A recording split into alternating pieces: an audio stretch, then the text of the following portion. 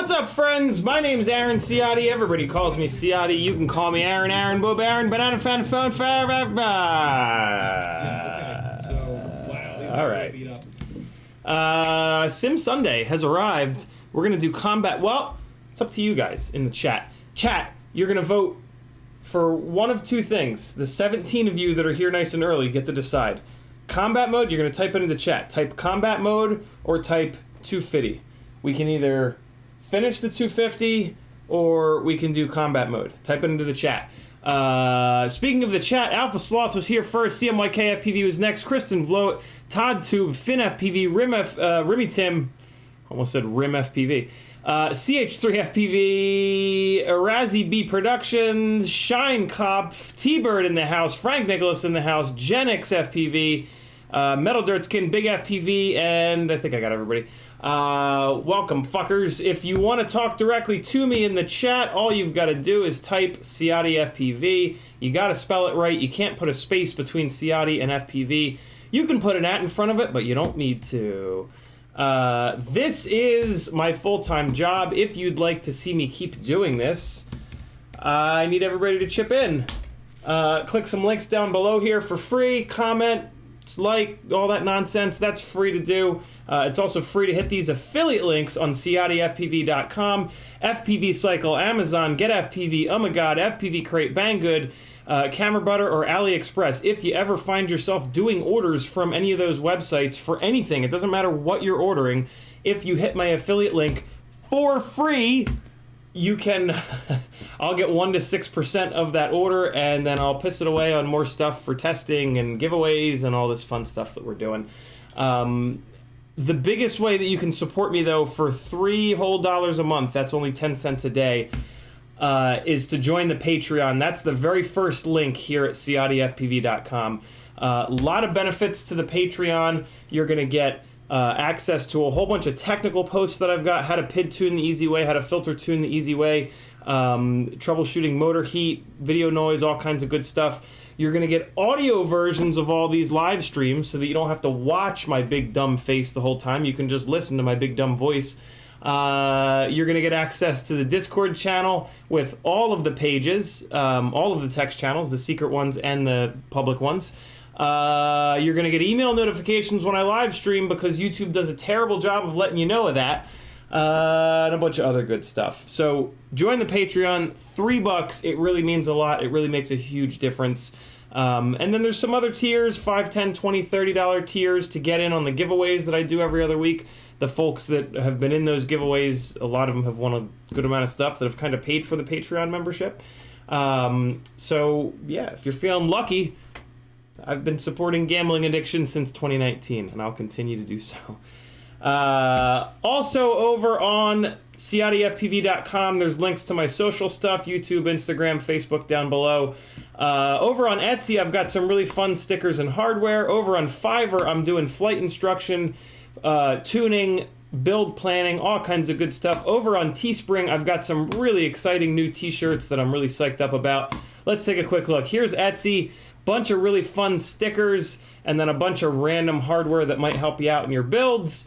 Leave me alone. Over on Fiverr, here is flight instruction. We will jump into a Velocidrone or liftoff room together, and we'll jump on an audio call, and I will talk you through some stuff. I'll look at what you're doing now, adjust some things, give you some suggestions. Tuning services over here. If you like the way that my rigs fly, nice and smooth, I can help you out with that. And then this is build planning down here. I will spec out the best parts for your FPV drone. I've wasted a lot of money buying the wrong parts, so I know what the right parts are. We spend a little bit of time talking about what the intended use of your build is going to be: long range, freestyle, bashing, backyard flying, and then I make suggestions so that you don't waste hundreds of dollars on shitty gear. So, you know, spend $40, spend $80, and I'll save you a couple of $100 pretty quickly and pretty easily. Stuff like, hey, only buy Acon ESCs. If somebody had said that to me early, I would legitimately have not wasted hundreds and hundreds and hundreds and hundreds and, like, probably close to $1,000 worth of blown up ESCs sitting in the graveyard over there. Do it. Let me help you. Let me help you save money and time and frustration. And then finally, I'm teaming up with a couple of folks here. FinFPV is doing video editing. If you've got some flight footage and you want to look like a better pilot than you are on YouTube, FinFPV can definitely help you out. He's certainly helped me. And then Remy Tim, our fearless moderator up in here, OG moderator, I should say, he's doing mentoring. He has his own Fiverr. But I'm pimping them out here on my Fiverr because I've got a little bit more of an audience at the moment. But yeah, if you have somebody that's trying to get up in the air, or if you're new to the hobby, Remy Tim can definitely help you out. He's doing God's work over there. So hook a brother up. Look at this. This is the new t-shirt designed by CMYK. You can't tell me that if you're a car guy, you don't want a t-shirt with that on it. Kill all carbon, and then the t-shirt design has the new logo that CMYK designed for me on the back here. A little bit of Nintendo action, a little bit of 80s vibe, 90s vibe. There's going to be a second version of this coming that's a two-tone, probably like the outline there will either be white or black, and then we might even do a purple version of this. But for right now, I'm really digging this this red version, this all one color version of it. Look at this. See this little tote bag? Here's a little hack. Have a tote bag in with your stuff so that if your flight bag gets filled up and you want to bring in a couple extra quads or a couple extra batteries or God knows what, you can just throw it in your tote bag. And why not have a kill-all carbon tote bag? It's also a good spot to throw all your carbon that you've killed so you don't get splinters. It can be your splinter tote bag. I don't know. I think it's fun. I'm gonna order a sample of one of these tote bags because my BPX3, whatever the hell it is, can only really hold like 3 quads, 1 in the front and 2 on the sides. So sometimes I want to bring a couple extra micros or whatever, and these tote bags are just perfect to just like throw your extra rigs in there, and away you go. There's even a phone case. Look at that. All right, enough. This is my page over on FPV Exchange. If you're not on FPV Exchange, you're missing out. Great website by a great guy, Nevin Zanakis, here on YouTube. FPV Exchange pulls from other websites and gives you all the prices of all the things. So it's pulling from Fiverr for my stickers, but then I'm selling a bunch of stuff here, and yeah, you should too. It really, really works well. This motor is nobody really has. I hope I ship these to him. I actually need to make this not for sale anymore. But yeah, FPV Exchange is an amazing website. Get on there, get rid of some of your old stuff, and buy new stuff. And when you buy the new stuff, use FPV Exchange to make sure you're getting it at the lowest price. It also allows you to import everything you've ever bought from all of the websites into one spot. And then if you want to sell stuff, you just click a button. So it's a really good way to kind of have all your purchases in one place so that you can look through them and say like, oh shit, where did I buy this one thing? Oh my god, I let somebody borrow this one thing and they never gave it back. You wouldn't have known that without your buddy Nevin, and he's a huge supporter of me and this channel and all of FPV, to be honest. So do it. It looks like I saw combat mode over and over and over again. Yeah, so we're doing combat mode. 2 people wanted the 250, but we got combat, 250, combat, 250, combat. So there we go, 5-2. Sorry, Ed Lloyd. Sorry, Big FPV. There is a bunch of content from Friday, Wednesday, Monday as well, I think, on the 250 build, which is sitting over here. It actually looks like a real quad now. Look at that. Isn't that amazing? Basically, all that needs to be done at this point is I need to figure out where I'm going to route these RXSR antennas. I got to route this VTX antenna probably just out the back. Figure out what I'm doing with the power lead. Put a couple of nuts on the flight controller to hold that thing down.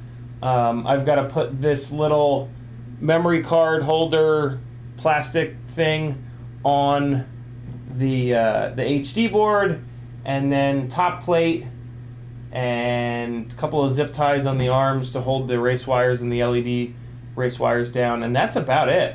Bolt everything together, throw some props on it, and this will be good to go.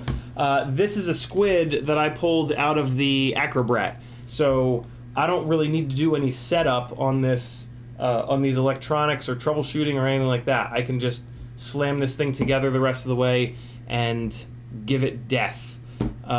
So yeah, maybe I'll get that done tomorrow night. Tomorrow night's not a giveaway night. Yeah, we'll do Micro Monday. Yeah, Micro Monday. We'll get this finished up tomorrow night, since we're going to be playing some Velocidrone combat mode here today. In the chat, the folks that have tagged me so far are CMYK. He says, what's good, man? T-Bird says, what's up? Genix says, hey. Arazi says, it's bizarre in reverse. What's reversed? Arazi B. Arazi. What's bizarre? I love the word bizarre. It's a very underused word. What's reversed? Am I reversed? I'm not reversed, am I? Did I push the wrong button? Nah, I'm good. I did move the this Kallax over to get more of the White Stig helmet in the view. But nobody cares about that. Oh, Oh, look at that. I don't love that. I don't love that this is sticking out so far. I don't know about this camera angle. I put the extra. I moved this camera this way.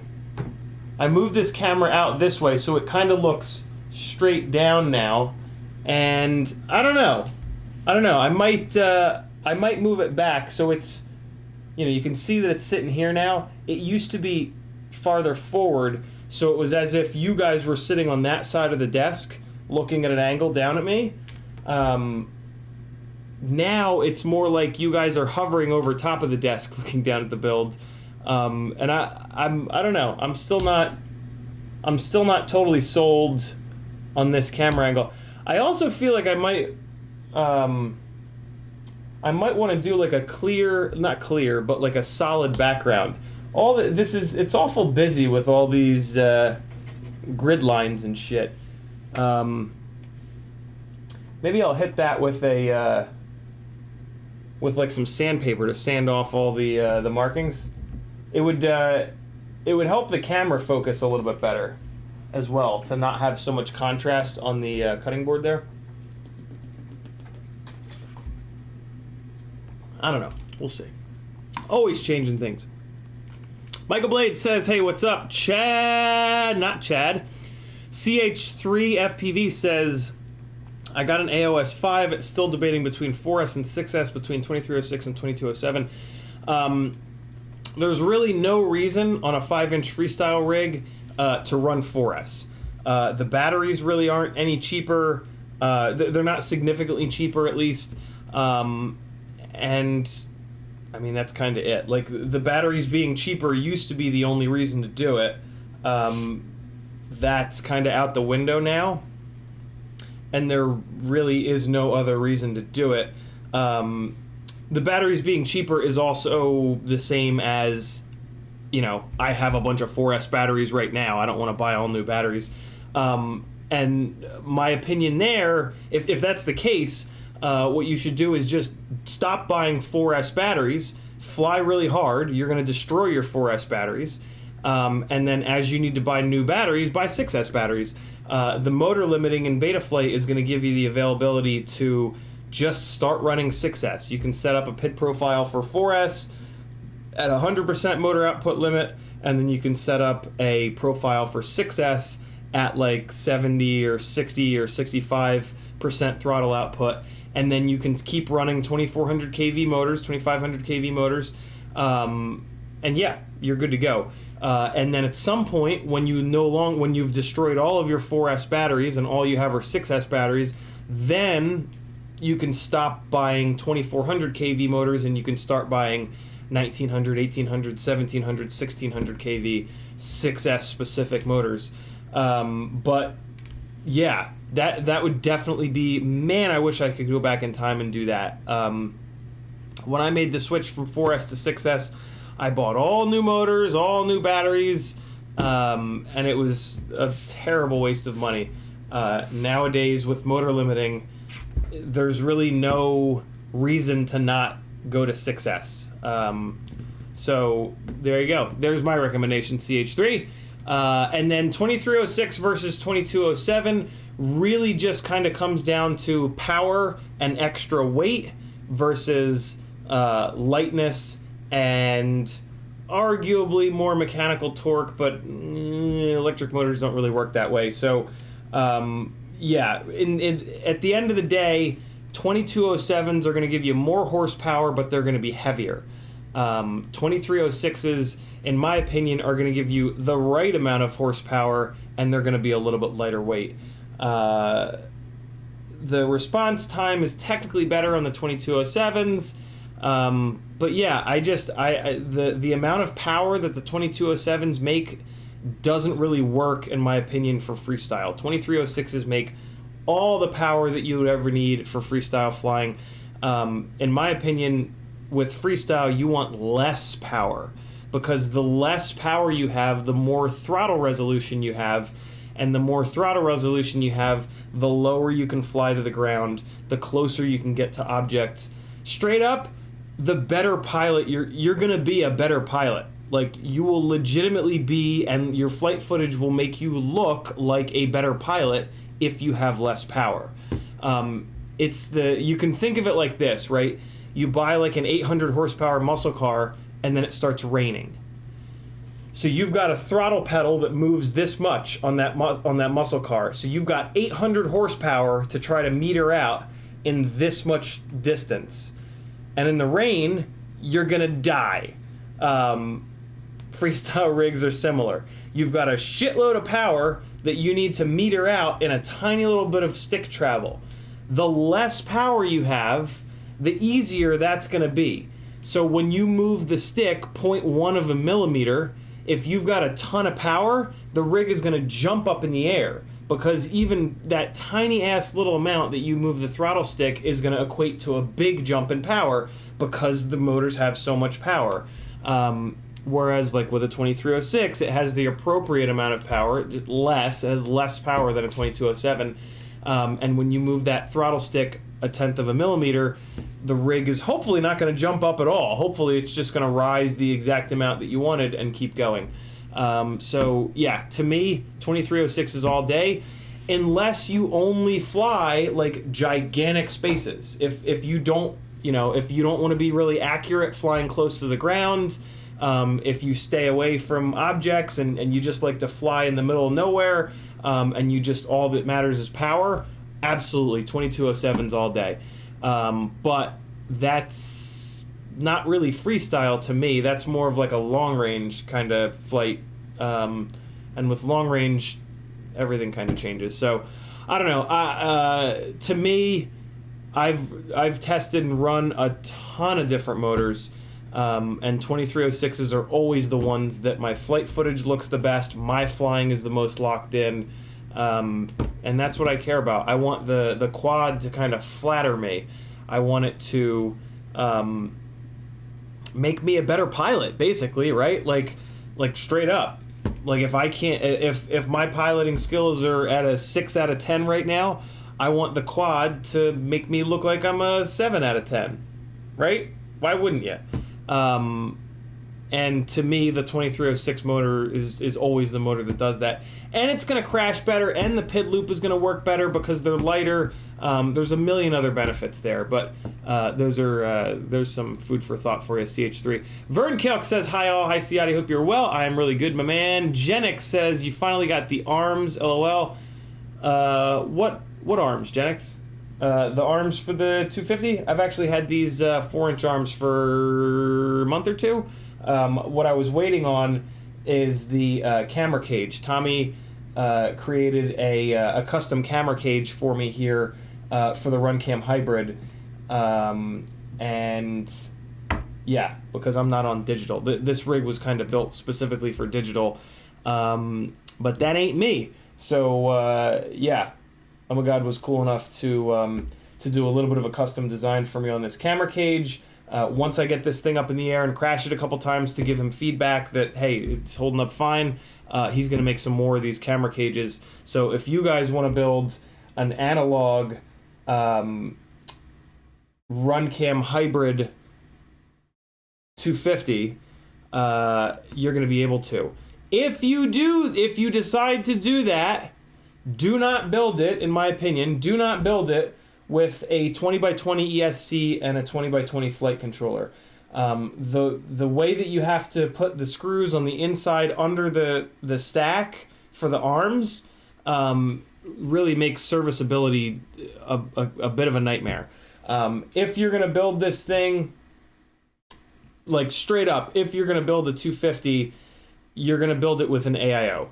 That's the way that it was designed, and that's the way that realistically you should be building it.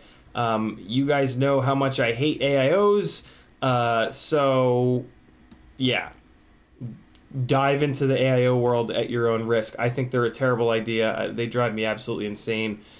Some people have had good luck with them, but the majority of the people that I hear, and my own and my own experience with AIOs, is that they're a complete nightmare. But yeah, I'm just one guy. I don't have that big of a sample size, but I tend to have a bigger sample size than most, right? Like when somebody says to me like, oh, you know, I love AIOs. My first question is, well, like, you know, how many have you built? And the answer is usually, oh, well, this is my first one.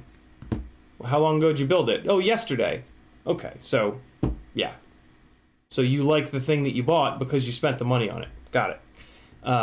Talk to me in a couple of months when it's on fire. Or with AIOs, typically a couple of weeks. I've yet to really run into somebody with like a big sample size with AIOs that has had really good luck with them. And so, yeah, I don't know. Will they get there eventually? Probably. But there's a physical limitation in that you've got 14 thick gauge wires soldered up to the same board that has the gyro on it. And what all of those thick gauge wires are, these are the motor wires and the battery leads. What those thick wires do is they tend to hold that board in place, effectively hard mounting it. That is not what you want. You want your flight controller that has the gyro on it to be nice and not too loose, but you want it to be as loose as possible so that the rubber gummies can absorb a little bit of the vibrations. It really helps the PID loop out. It really helps the filtering out. It really helps you have a rig that you can crash and bang the motors up, bang the props up, and keep flying, rather than having to always switch the props, rather than having to, you know, retire the rig after a couple of crashes so that you can replace bent motor bells and stuff like that. I fly pretty hard. I crash when I fly. That's a really important thing to me, is being able to run gear that's not absolutely 100% perfect. I want to be able to run banged up props, banged up motors, banged up rig in general, and just keep flying and flying and flying. But that's just me. If you never crash, or if you only ever lightly crash into grass, that's not high on your list of priorities, and that's fine.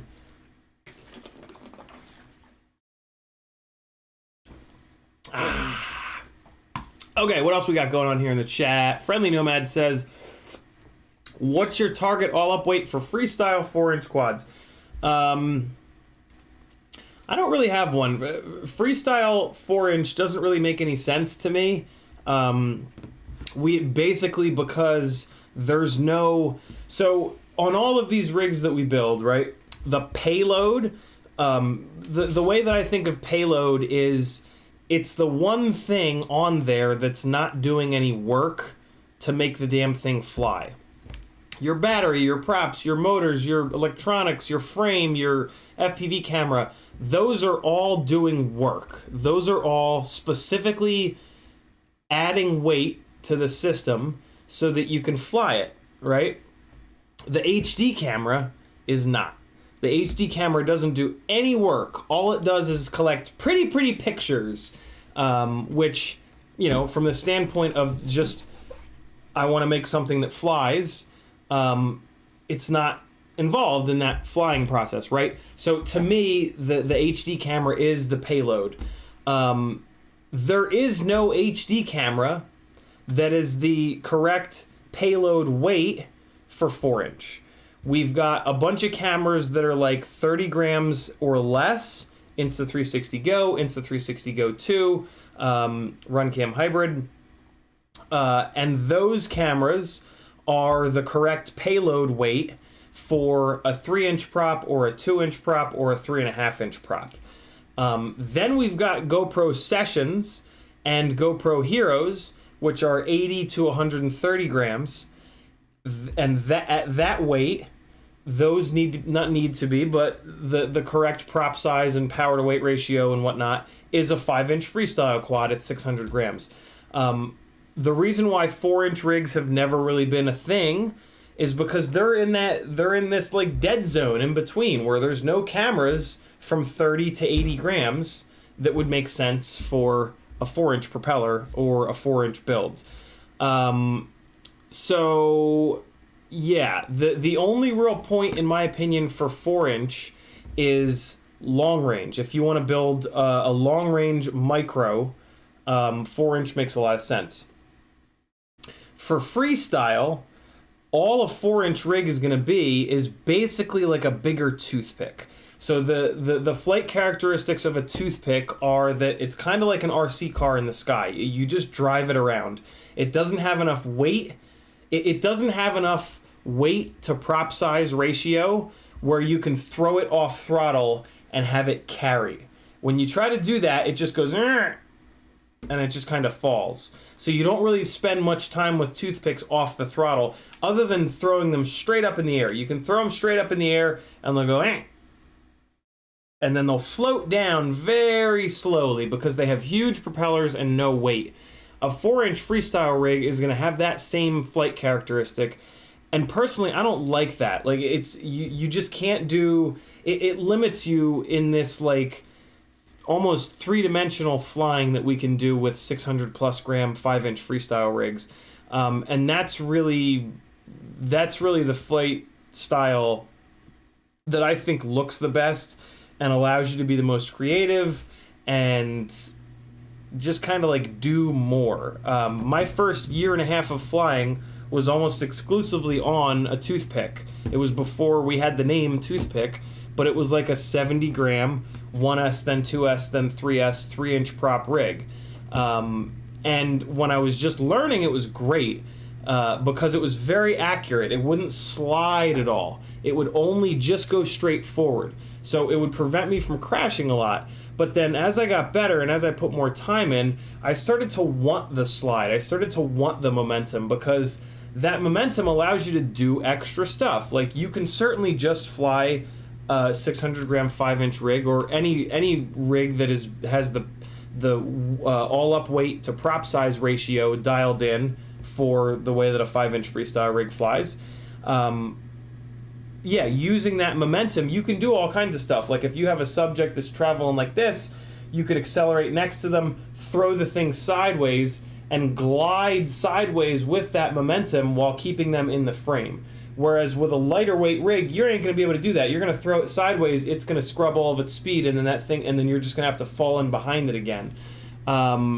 So yeah, 4-inch freestyle doesn't really make much sense. Although, you know what you could do?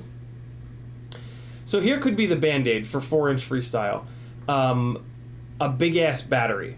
So to get the weight up. Because what happens is when you build a 4-inch freestyle rig, it's not going to make enough power or have enough prop size to pick up a GoPro Session at 80 grams. Well, it'll pick it up, but it doesn't fly right. It flies fat and it flies underpowered and it's no good. I did that for a while.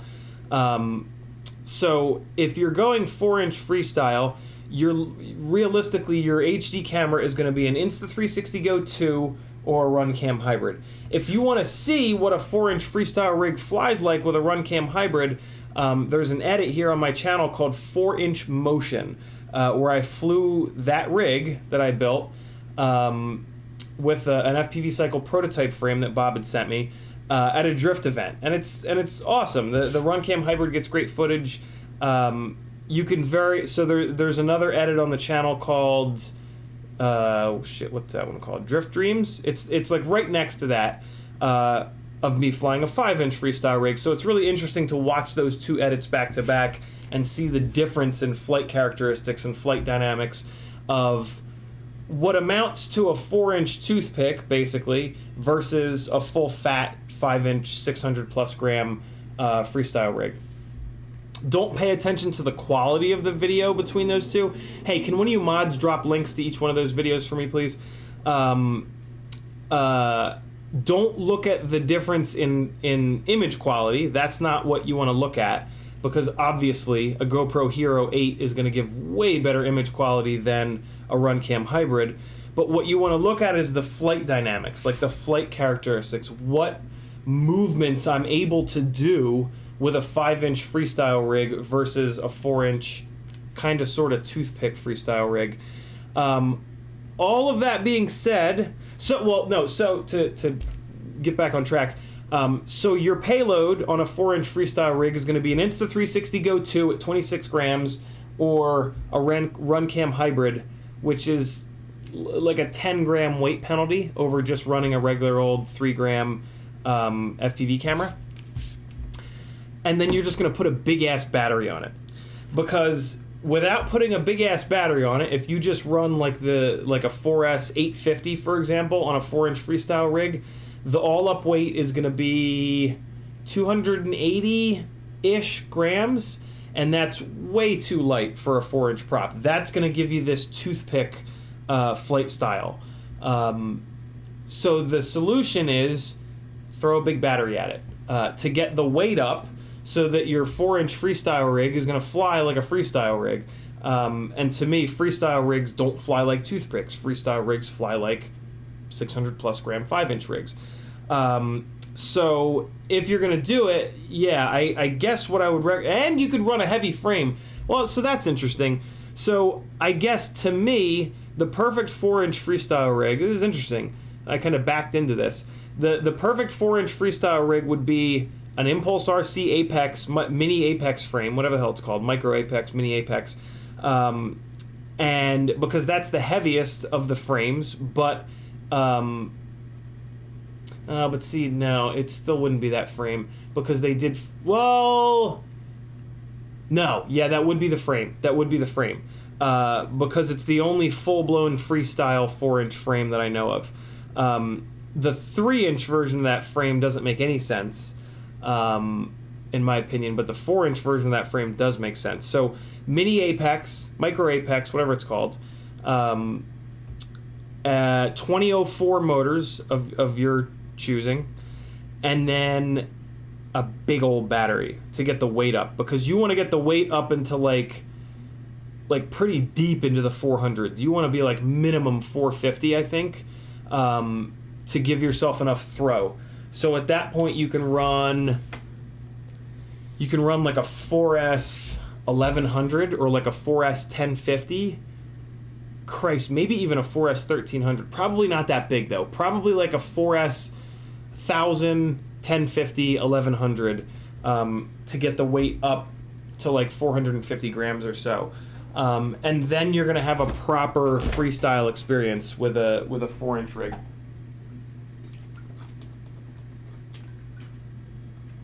It's kind of interesting. We've never really talked all the way through 4-inch freestyle here on the live streams. So really good question, Friendly Nomad. All that being said, that's me. I don't like the way that toothpicks fly. They don't have enough mass, which kind of limits the really gnarly shit that you can do when you're off throttle and inverted and sliding sideways and all this.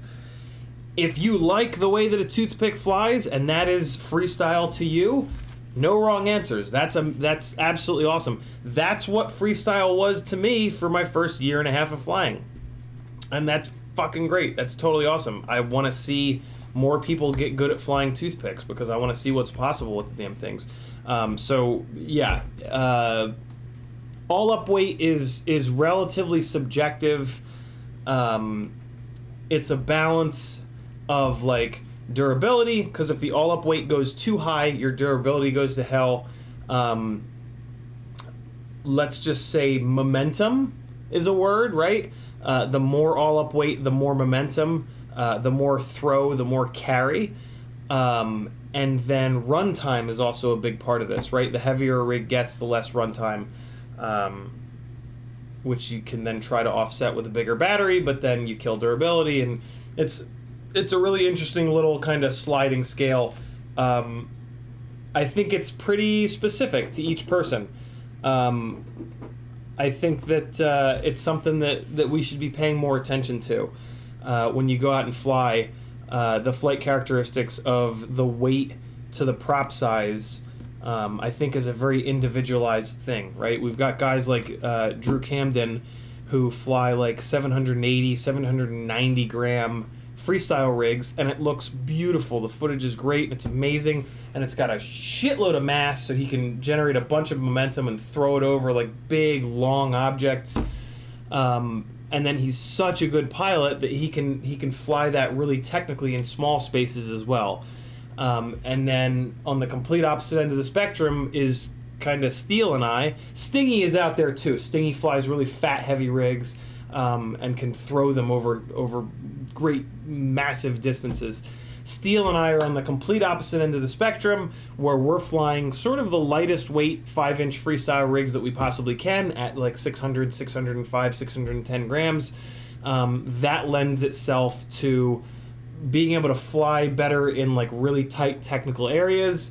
We don't have quite as much throw, but there's plenty of throw. A 600 gram 5-inch rig, man, you can throw that big distances. You can throw that hundreds of feet. I really don't need to be able to throw any farther off throttle.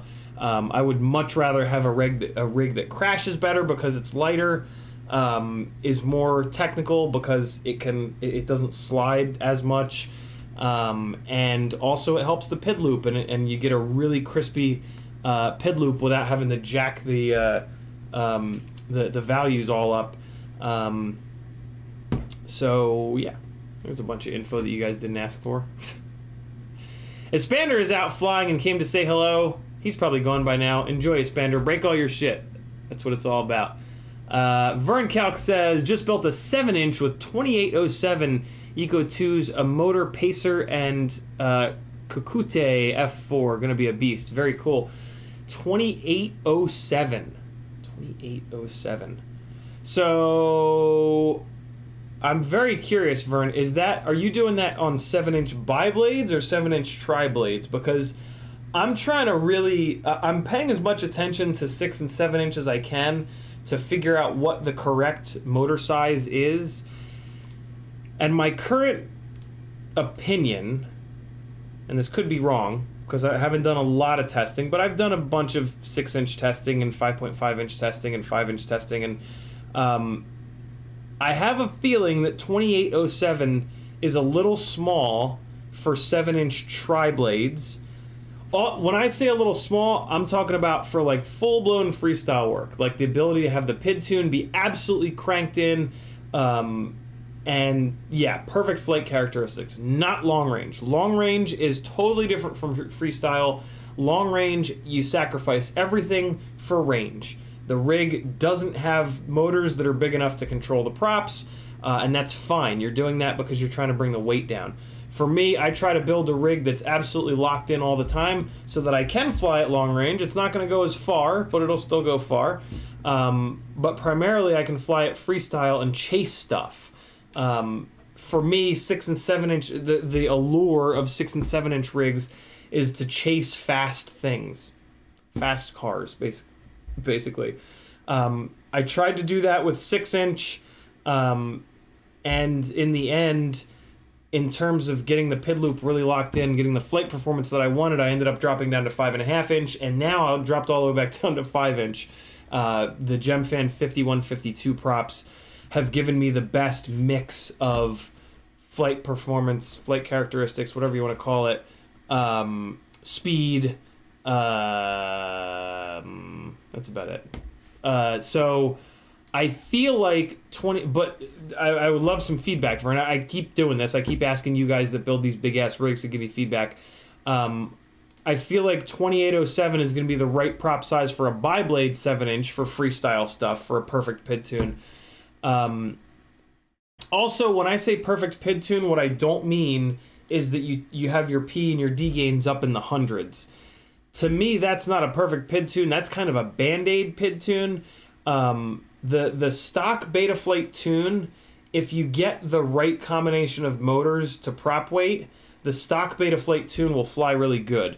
And in that scenario, you don't have your values so aggressive that when you have the values up in the 80s and the 90s and 100s, if you bend a prop, you smoke a motor. I'm being dramatic with that, but you know what I mean. Like once the PID values get up really, really high, the rig's very nervous, and you can't bang motors up and you can't bang propellers up, which you could totally argue that like with a chase rig, with a cinematic rig, it's like, well, that's fine, until you go down on a hot drift track and you can't get it back up in the air and it gets run over. So there's I could see it both ways, but I think a 2807, I'm interested in 2807s for 6-inch tri-blades. There are some really good 6-inch, well-balanced, properly pitched 6-inch tri-blades, namely the T-Motor 6042. T-Motor has a 6-inch prop, a 6-inch tri-blade prop that's fantastic. But the 2507s that are on the chase rig were nowhere near enough motor for that heavy of a propeller. So the 2807, so yeah, that's a 2507. I have a feeling that the 2807 would actually be the right size motor for me for that heavy of a 6-inch tri-blade. So yeah, Vern, let chat know, if you don't mind, once you've put 20, 30, 40 batteries through that rig, how the tuning goes, if you've got bounce back, like, yeah, what the flight performance looks like, and also let us know what propellers you've tried it out on. Like I said, I have a feeling that 7-inch bi-blades, that thing is going to be a beast, and it's going to be really nice.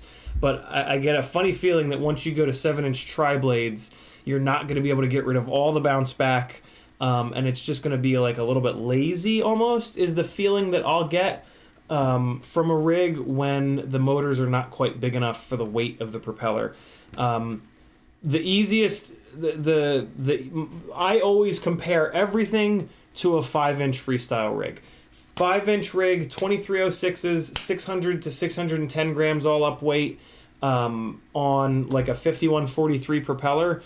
To me, that flight and to most, the flight performance that you get with that combo is, it's kind of like perfect. It's the most perfect flight characteristic that we've been able to get. It's also those rigs have had more R&D than everything else combined. Combine all of the R&D time and effort that's gone into all the micros and all of the 6 and 7 and 8 and 9 and 10-inch rigs. Combine all that time and effort, and that's still not as much time and effort that's been put into 5-inch freestyle rigs, right? Because 6-7 years ago, that's what kind of stood out as the correct propeller size for the weight of the payload. Hey, look at that. We went back to talking about payload. Look at me go. So yeah, let us know, man. Vern Calc says, do you think they will go 6S on 7-inch and the QAV Mini is a monster pocket rocket? We'll be back in the air soon. Do you think they will go 6S on 7-inch? Who's they? If the question is if I think you should go 6S on 7-inch, absolutely. I think anything north of 5-inch, it's 6S, 100%, no questions asked. And then below 5-inch is 4S. T-Bird FPV with a little picture of a squirrel. Ruby Tim says, by that 2207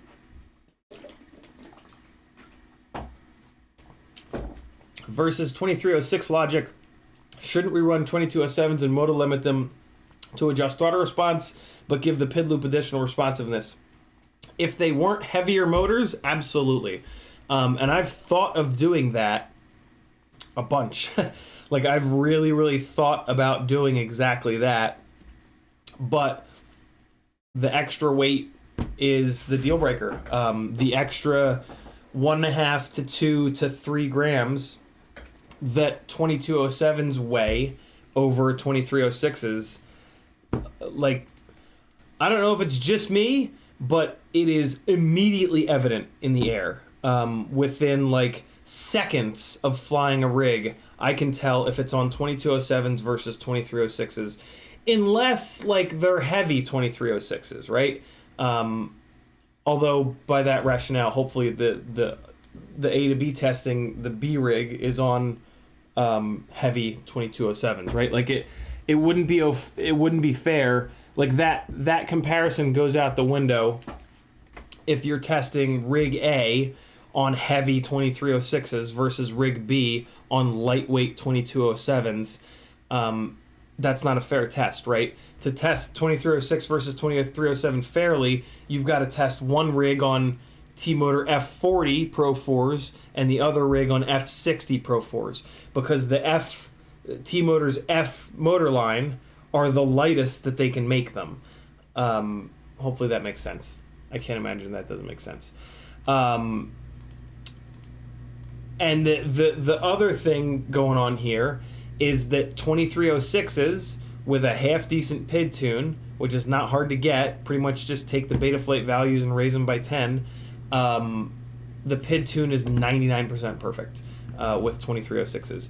We don't really need the extra power of the 2207s to get us a significant benefit in PID tune performance.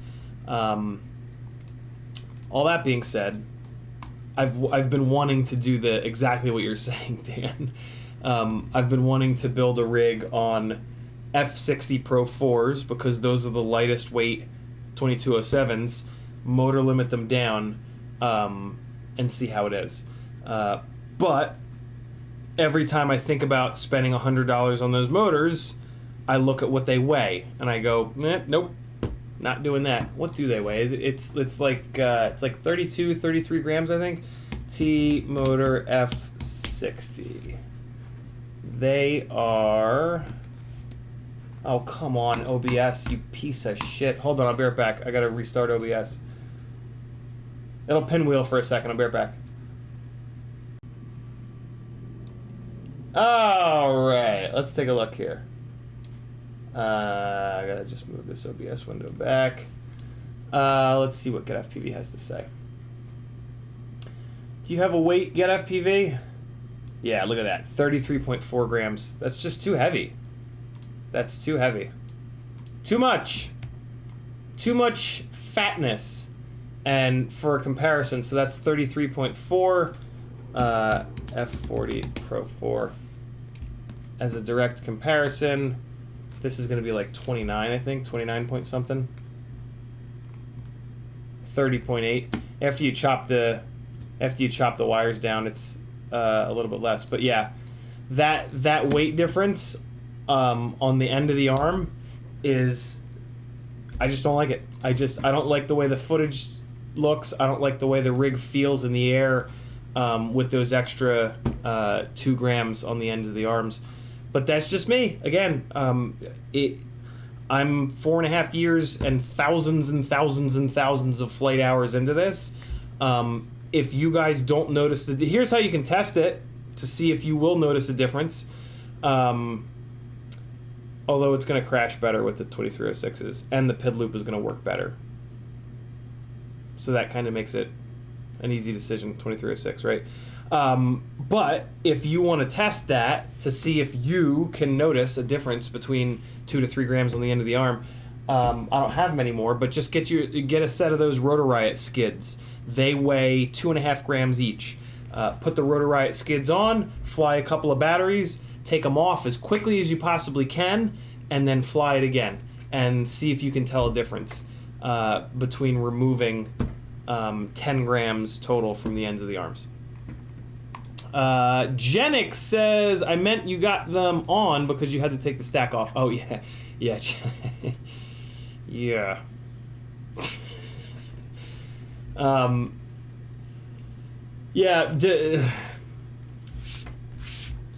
Building when you go to buy a frame, I'm gonna give you. Let's just be real here for a moment. When you go to buy a frame, and there's not most frames are kind of built around a setup, an electronic setup. Try your best to mimic that setup. To the other side of the other way to explain that is, don't try to buy a frame that's meant to be built one way and then you try to build it a whole different way, because there are things that are just not gonna, there are things that are gonna be a pain in the ass. So yeah, you'll be able to get it done, but a lot of times you'll end up, and more often than not, it comes down to serviceability. If you take a frame that's meant for one setup of electronics and you try to do something totally off the wall with it, you're going to be potentially in the situation where the rig is not all that serviceable, and every time you break it, it's going to be a pain in the ass to fix it. And what I find that does is, is it kind of discourages me from flying that rig. And then when I do fly it, I don't fly it hard, and I don't like do the fun things like take chances and shoot tight gaps, and that's what she said. So keep that in mind. When you buy a frame, if the designer of that frame has a video where he's like, hey, here's how you should build this, that's how you should build it.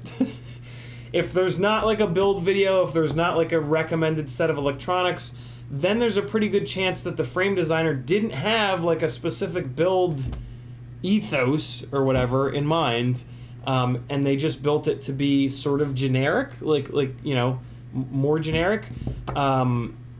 One of the big things in terms of a more generic sort of frame is vertical camera plates. Vertical camera mounting plates typically lock in the height of the base plate and the top plate, and when you lock that height in, it also locks in your build height. So yeah, keep that in mind. If you can find a frame that doesn't have vertical, so the Glide, for example, one of the things I love about the Glide frame is that it doesn't have vertical camera mounting plates. And that allows me to run all different standoff heights. My Chase Glide is on 20 millimeter standoffs. My Freestyle Glides are on 15 millimeter standoffs. For some reason, if I needed to put a big ass FPV camera in it, I could put the damn things, like for example, if I wanted to build a Glide on the RunCam Hybrid, I could do that like right now, no problems. I could put 28 millimeter standoffs on the damn thing, good to go. Put the HD board up front, all set. Double 30x30 stack ESC flight controller, good to go. So yeah, there you go. There's some feedback for you.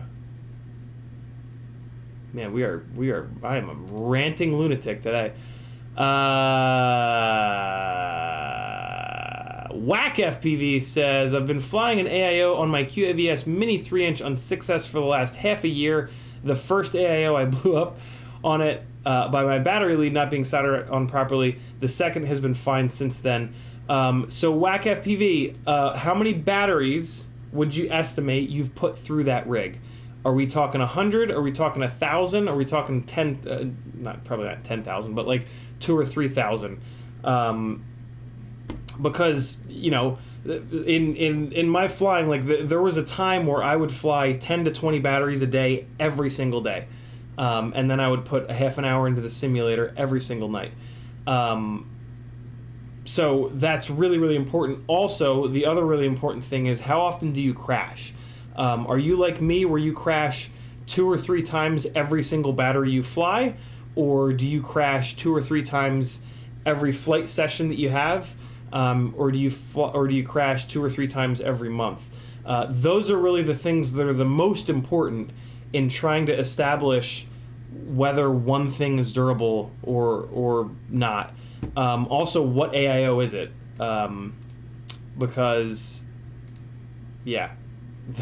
There are AIOs that I've experienced people having blow up the first time that they plugged a battery in, and it's a perfectly fresh build. The first time they crashed them, and then there seem to be some other AIOs that are a little bit more durable, but I've actually heard some feedback from. So the one that stood out was that Beast AIO, and everybody was all excited about it, and Kebab was really excited about it. Bob Brugge.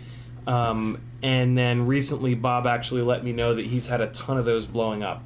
One of the other things that we tend to run into in FPV right now is that these manufacturers seem to have found a little bit of a trick in that when they do their first run of a product, an AIO in this case, they will, I don't know if they manufacture it better, but the QC, the quality control, is definitely better. So I don't know if maybe they manufacture them and then they just actually pay someone to sit there and go through them and make sure that they're not janky as fuck, and the janky as fuck ones they throw out and the good ones they send. Actually, I guess what they would do is they would have somebody find the good ones, and they would put the good ones aside for the first run of the items, and then they would save all the fucked up ones for the second and third and fourth runs of the item. I guess that would be the smartest thing to do. Smartest from a trying to make money standpoint. So what we're starting to see a lot is a new item comes out, the first 1,000, let's say, that get bought are the really good ones. And then the second, third, fourth, fifth run are trash because they're cheaping out on QC, or maybe they're manufacturing them cheaper, maybe they're running the machine faster. I don't know. I don't know how the manufacturing goes on these things, but yeah, these are all of the data points that we realistically need to make some sort of a guess at whether or not something is actually reliable and actually durable. And like I said earlier, typically when I press people on to give me this feedback, those data points or whatever, the only people that have good experiences with AIOs are the people that don't crash. When they do crash, they crash into soft stuff, grass and whatnot. They don't fly many batteries, and they got in on the first run, which is the really annoying part, because the first run is when we haven't had enough time to get any of those data points, right? That's where it's kind of really clever that these manufacturers seem to be coming out with a really good product right off the bat, but sometimes they don't, right? Sometimes the first batch is awful because it was manufactured awful. All that being said, the durability of the AIO is not the only problem of it.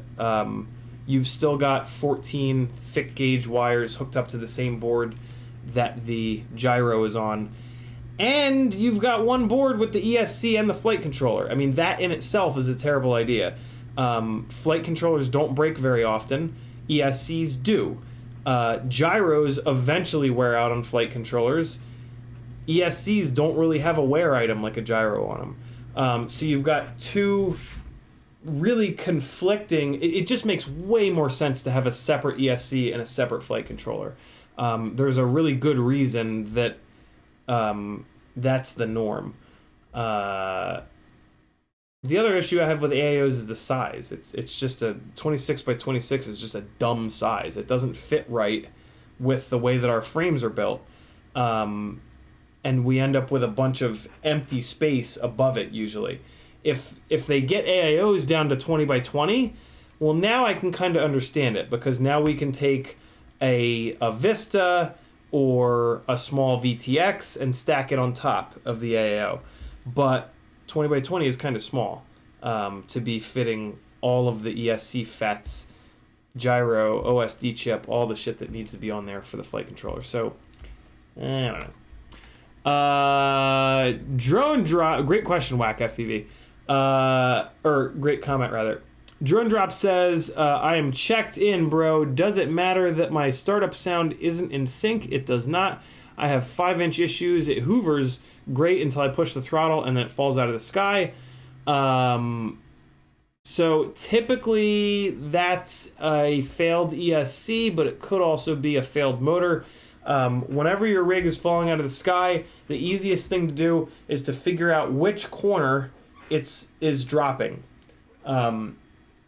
So you're going to hover it, and you can usually do this pretty easily in the goggles. You're going to add throttle. It's going to drop out of the sky. It's probably going to drop on the same corner every time. So let's say that that's the right front. You do this trick, you hover it, you add throttle, and you're looking through the FPV feed, and you see that it you can tell by the movement of the camera which corner is dropping, right? So let's say that that's the right front, motor number 2. You're going to desolder motor number 2. You're going to switch it with motor number 4, or maybe motor number 1, or maybe motor number 3. Just switch 2 of the motors and then do the test again and see if it still drops that same corner, or see if it now drops the different corner where you move that motor. That's how you can tell if the problem is the motor or the ESC. It's usually going to be the ESC. What I recommend is you buy an Acon ESC at that point, swap it in. There's a chance that the problem will still be there, but you're going to blow up an ESC eventually. It's the most common failure point, so you might as well just do it. Don't throw that other ESC away until you've established whether or not swapping the ESC fixed the problem. Potentially, if that didn't fix the problem, potentially there's your spare ESC, which you really want to have on hand is a spare ESC. So there's a really good troubleshooting path to go on during drops.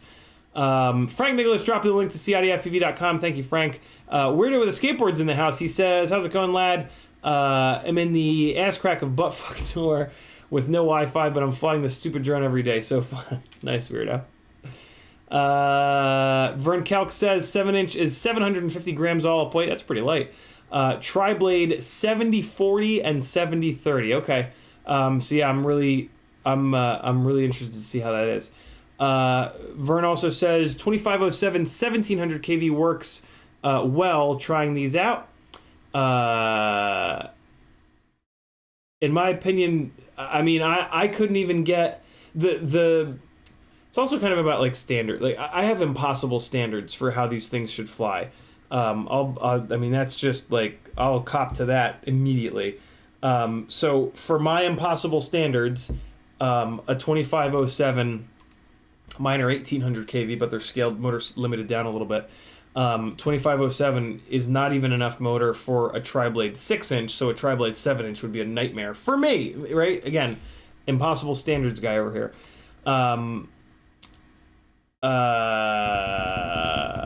MF says, happy Sunday to the #1 lanky bastard in FPV. Thank you, MF. Athix saying hello. Ruby Tim says, YouTube did the thing. Scrolling back up. Come on. There we go. Ruby Tim says, the type of flying you're talking about with 6-inch and 7-inch isn't relatable to 5-inch freestyle where you're on and off the throttle a lot. You're talking about basically a 7-inch racer on the throttle. I know what you're saying, Dan, but for me, 6-inch and 7-inch, I'm building it to chase. And when I'm chasing a car, I want every bit of PID loop performance and just general flight characteristic performance as I get with a 5-inch rig. And luckily, we now have the motors available to us, right? We have like these 2807s. We have these like 3007 motors, 3107, 3108. We have motors that do have enough stator volume to properly control a 6 and 7-inch tri-blade to give that performance. And yeah, that's the performance that I'm looking for. I'm just looking to scale up a 5-inch freestyle rig so that when I dump down to try to chase a 100-mile-an-hour dirt track car, and I dump down into the wake that he's creating, the aero drag and turbulence that he's creating, I want it to react the same way that a 5-inch freestyle rig reacts. I don't want the motors to saturate and for it to either fall out of the sky or just be a hot mess. So yeah, I mean, different strokes for different folks. I feel like most people that build 6 and 7-inch rigs are building them to do long range stuff. That's why I really try to preface all of this 6 and 7-inch talk with, hey, if you're building for long range, everything I'm about to say doesn't mean shit to you. You want to go with smaller motors to save the weight to go farther, blah, blah, blah, blah, blah. But yeah, really good point. Remy Tim brings up a really, really good point. Metal Dirtson says, what makes 2207s heavier than 2306's magnets, stator size? All of the above, Metal Dirtskin. The magnets magnets in general are very, very heavy. So an 07 stator is a millimeter taller. So the heaviest part of the motor has to be taller versus the 20. So that's the height of the stator. The width of the stator, 22 versus 23. That's only a tiny little bit bigger. So it's more magnet. I mean, think of it this way: the stator volume, 2207 has more stator volume. The motor itself is bigger. Period. And thus it's heavier.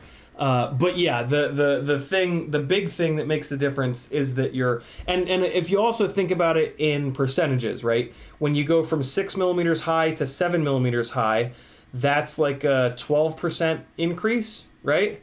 13% increase from going from 6 to 7, versus when you go from 22 to 23, that's like a 4% increase.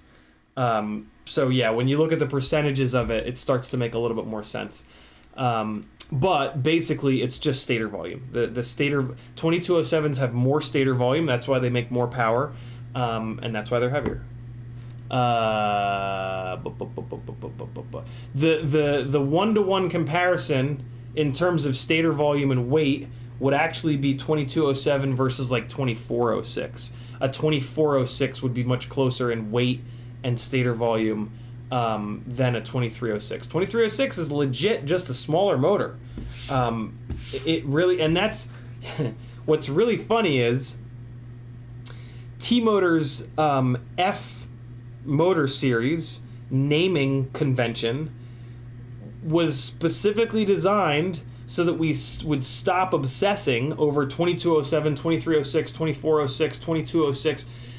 T-Motor said, okay, we're going to change our naming convention so that F40, so that F and then the number just denotes how big the motor is. So the F40 is a smaller motor. If you want a smaller, lighter motor, you get the F40. If you want a more powerful, heavier, bigger motor, you get the F60. So I remember the first time that I think it was on the FPV show with Gappet and Blue and Hyphy way back when, the first time that those guys talked about it, one of them was like, oh, that's a really good idea. Let's stop obsessing over the stator width and the stator height, and let's just buy motors by like how big they are and how heavy they are.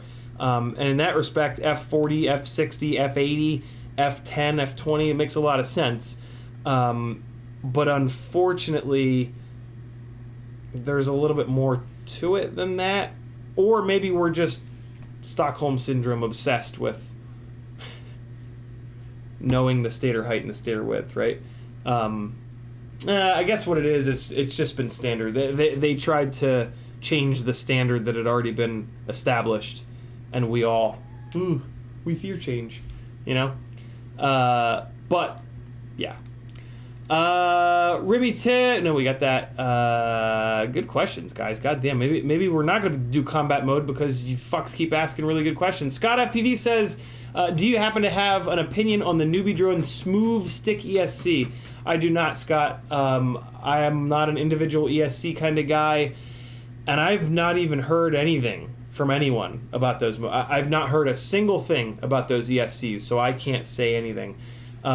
Chat, if any of you guys have run those ESCs, tag CiottiFPV and let them know. Here's how it's spelled: SKOTFPV. Or even like if you know someone that's run those, let Scott know, because I literally have not heard a molecule of feedback on them. Robin Duckett with a £5 super chat. Thank you, Robin, with a little heart-eyed emoji fella. Thanks, brother. Thanks for the support. Click buttons down below if you want to see me keep going. I rely on your guys' support to keep doing this full time. It means a lot to me. Patreon is the thing that helps me the most. Over on CiottiFPV.com, there's Patreon. There's a million other ways that you can support me. A couple of bucks from everybody, and I can keep on going. You guys have done great so far, but it would be nice to keep this slowly growing. It took a big nosedive after April, so I'm trying to chill a little bit more to beg you guys for a few extra dollars. Drone Drop says, thanks, man. It falls on the left front. I swapped the motor with a new same one, same problem, so it is my ESC. Yep, you got it, brother. I'm going to change the ESC and have an Acon here also. Hope for success. So that's the other, Drone Drops did the other troubleshoot, which is to swap a fresh motor on. If you don't have an extra motor, you can just rotate, you know, your existing motors. But Drone Drops actually did it the smart way, which was that he either bought or had an extra motor on hand. You should never, ever, ever buy 4 motors, always buy 5.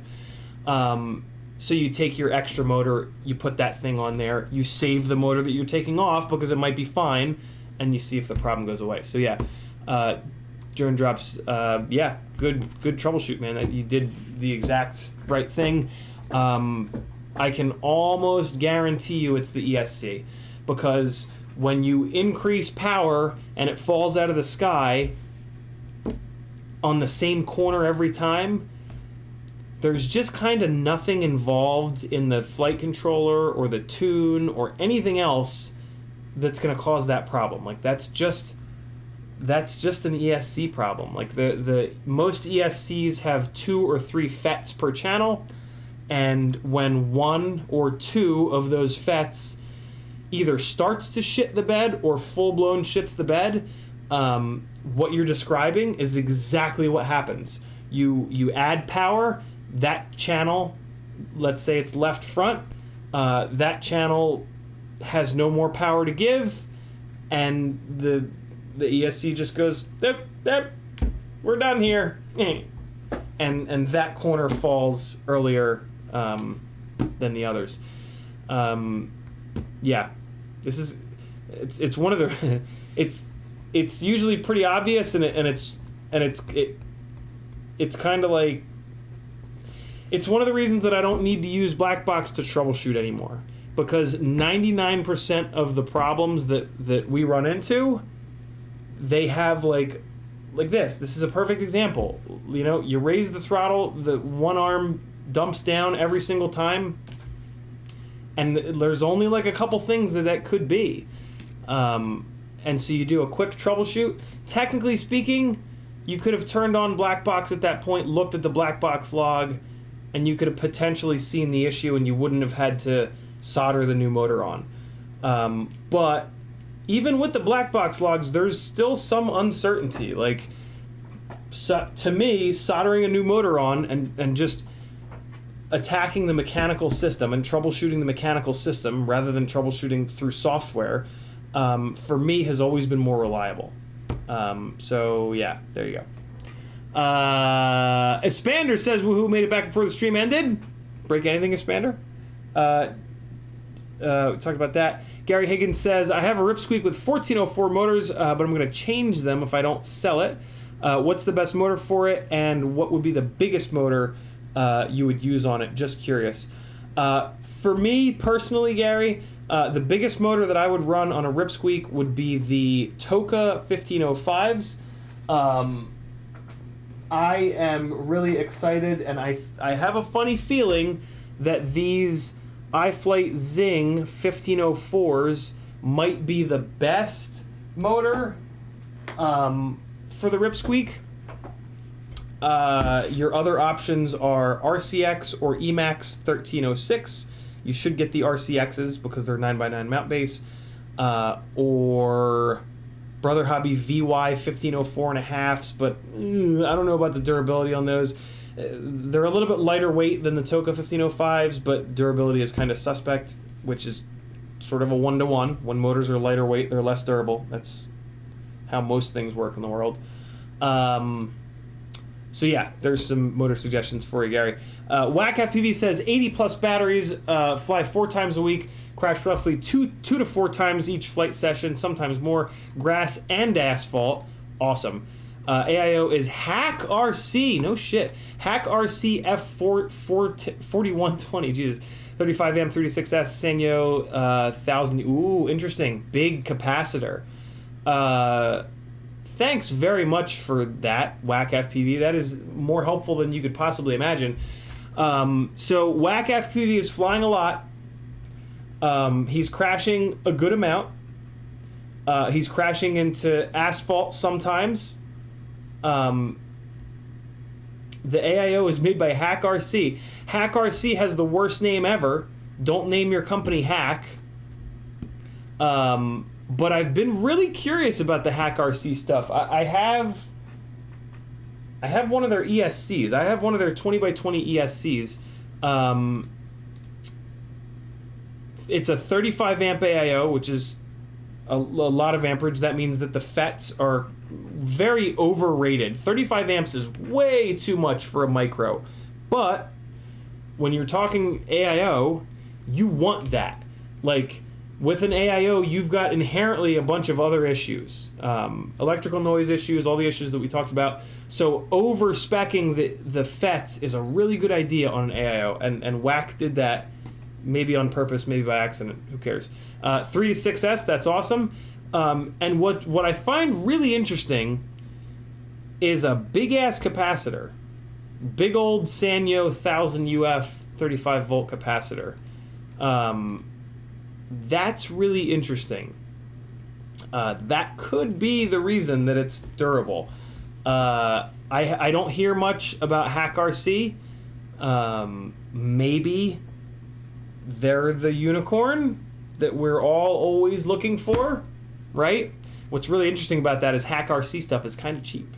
I have this obsession with buying cheap stuff and hoping that it'll be the magical unicorn that's actually durable and cheap, and then I'll feel like the smartest guy in the world.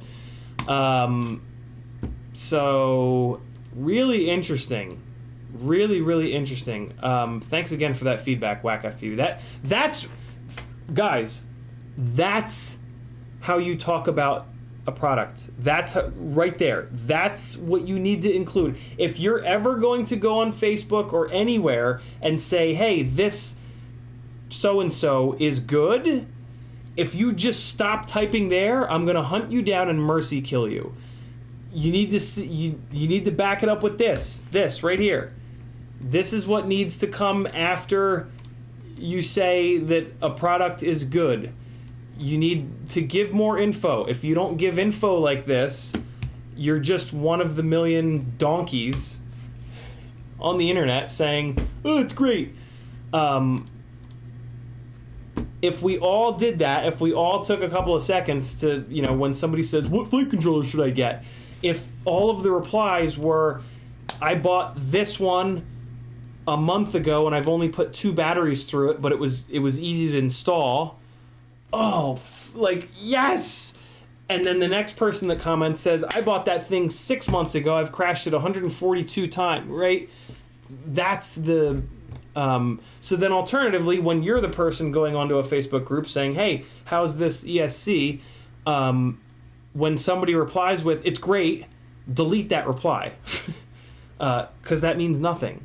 Maybe don't delete the reply to them and say, hey, tell me how often you fly, how many batteries, right? Just like I did with WAC.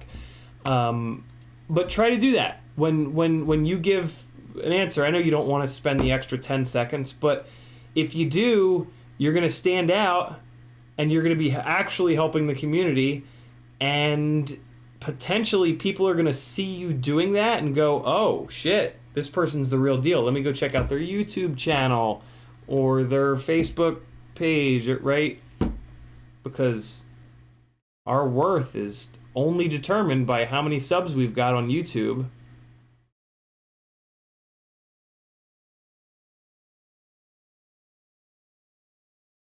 Ruby Tim says, I'd be fine with Q&A all stream. I drop out when you sim because I'm working and I can only listen, can't watch. Gotcha. Ruby Tim with $9.99 for the fund. Thank you, brother. M1 iMac fund, which is on hold because OBS doesn't work properly on the new M1 Max. Goes from 1710 to 1720 thanks to Ruby Tim, our fearless moderator and your favorite FPV mentor. If you've got anybody that's getting into the hobby, get them linked up with Daniel and maybe they won't quit. Let's just be honest. How many people have you tried to get into this hobby that spend a bunch of money and eventually go, fuck this is impossible? Or you spend 100 hours getting him over that initial challenge. Link him up with Daniel. He's been doing this a while. It's not going to cost him nearly as much money as... I would pay 10 times as much as Daniel charges for what he's willing to do for people to get him up in the air. And I think if you really honestly look back on your path when you were getting started, I think you would too. So do the people a favor and just explain to them that they can either spend a whole bunch of money and then quit in a month and then have wasted all that money, or they can pay a little bit of money to a person working their ass off to get them up in the air so that they can stay up in the air and enjoy the fucking magic that is flying. Right? We fucking go outside and we fly with our eyeballs in the sky safely. Everybody should be able to do that. Everybody needs that. Like, it's how many of your lives has it changed? All of you fuckers. You wouldn't be sitting here watching this pile of shit if FPV and the ability to fly hadn't changed your life in a way that you're willing to put up with all of the bullshit. But not everybody is as stubborn and insane as us. But that doesn't mean that they shouldn't benefit from being able to put their eyeballs into a quad and fucking send it 1,000 feet up. Sorry, 399 feet up. Just kidding, FAA. Just kidding. None of us ever go beyond 400. We don't even go beyond 399 because that's how much we respect you. Metal Dirtskin says, hey, some feedback on the smooth sticks. He has Newbie Drone smooth stick ESCs on his 7-inch. Had a bad one. Newbie Drone did take care of me. That thing has been a total hanger queen for reasons not related to the ESCs. I'm assuming when Metal Dirtson says hanger queen, it's hanging on the wall, not getting flown very much. He says, continued, I did have really bad desyncs for a while, but I got that sorted out by changing a few settings. Interesting. The desync thing with ESCs is tough for me. I really do feel that a proper ESC on relatively default settings should never desync. Like, you shouldn't need to drop the startup ramp up power down to get a proper ESC to not desync. That being said, I don't have a ton of experience. I don't have any experience on 7-inch. I'm just mainly going off of what I've seen other people go through. So I could be off base there, but just throwing it out. Martin Wynn with a 5-pound super chat. He says, hey bro, nice to see you. I've been busy 2 batteries a day plus joinery business. Just got my Dave C Flywheel Explorer. Let's hope it's not a bad batch. Thanks for the support, Martin. We'll all cross our fingers. Man, the bad batch thing. Oh, God. I feel like it goes in waves, man. I feel like the quality control really does go in waves in FPV, which is why, among other things, like with Acon stuff, I don't get... I'm sure that you guys are sick of me saying Acon 500 times a stream, but they haven't had a bad batch yet, and I can't say that about anybody else. So you're just going to have to keep hearing me say it, because I am fucking so tired of gear blowing up. I am so done with it. I'm so done with, like, just electronics failing, not because of shit that I did. Yeah, that's just, it's just, like, unforgivable for me. Martin Wynn says, don't give up. 諦めんなよ。諦めんな、お前。どうしてそこでやめるんだ、そこで。もう少し頑張ってみろよ。ダメ、目諦めたら。周りのことを思うよ。応援してる人たちのことを思ってみろって。あともうちょっとのところなんだから。俺だってこのマイナス10度のところ、しじみが取れるって頑張ってんだよ。絶対やってみろ。必ず目標達成できる。だからこそネバーギブアップ。 My gift to you, chat. Genix says, I have an Apex frame coming out on Wednesday. Just curious about what you think about them. I'm really excited. Great frame. A little too heavy for me. And a little too strong, believe it or not, for me. In my opinion, the Apex arms being 5.5 millimeters and as thick as they are too strong.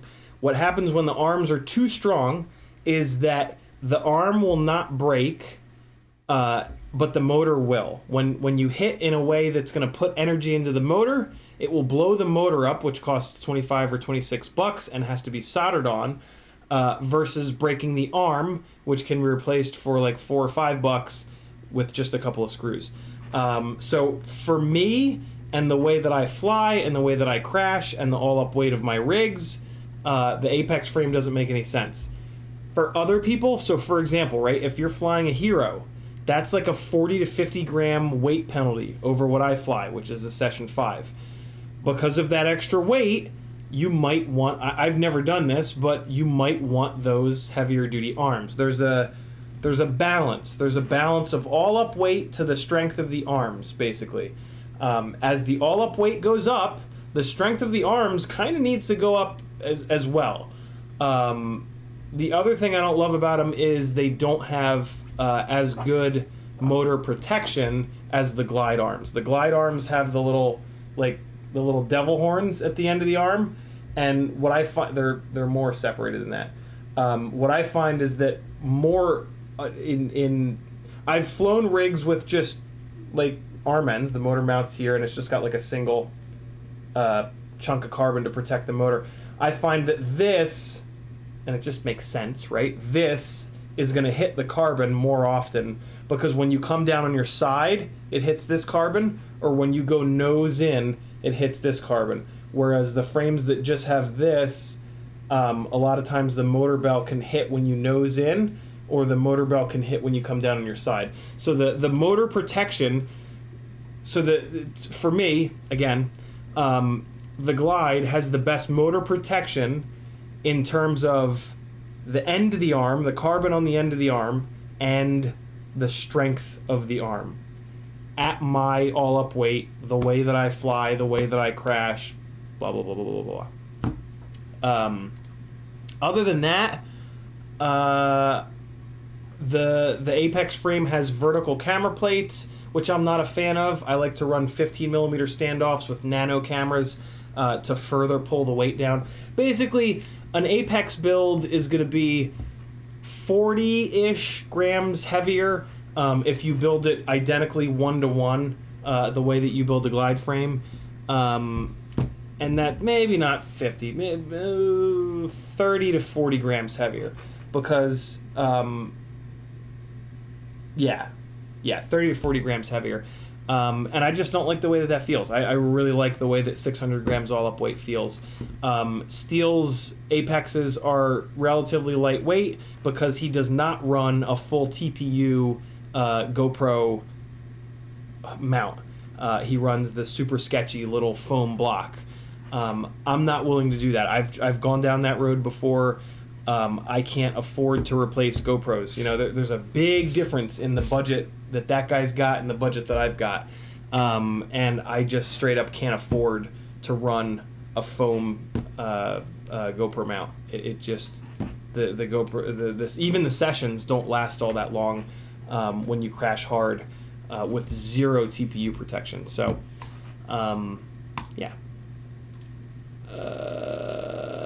Where are we at here? You're gonna love that frame though, Genix. It's a fucking great frame. I mean, it's I think it's probably my second favorite frame. If there was no glide frame, I might be running that frame. It's also really expensive. That's the other thing that I don't love about it. And the replacement arms are kind of expensive.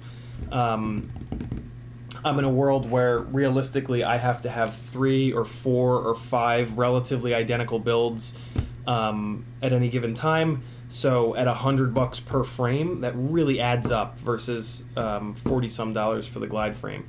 But all those things put aside, it's a phenomenal frame. You're gonna dig it. Metal Dirtson says 1,000 feet. 1 foot equals 3.9 inches. 1,000 feet? What?